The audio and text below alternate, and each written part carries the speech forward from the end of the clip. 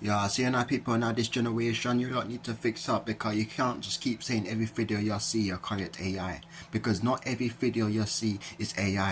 Yes, I understand you can tell some videos maybe be AI, you can just tell whatever, but you see videos that are just so real. Like there could be a video that could be years ago, right, 10 years ago, whatever, before AI was existed, and when people them I see them video that be old. Nowadays generations say AI, this video is AI, this video AI, blood cry, now this video probably older than you.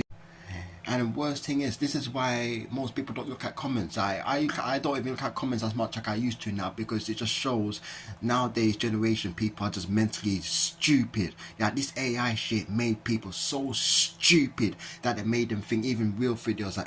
So okay, so now if I record a video like about now, yeah, me talking what about now to you guys. So would you call this video AI? Like you might as well because people could say everything's AI now. This generation is so finished, man. It's dumb. Yeah, whoever invented AI is just so dumb because you make everything, even real videos, to make people think it's AI, even though it's real video. You know what I mean? It's like people are just so stupid. It's just ridiculous. Like social media messes up all your heads. You know.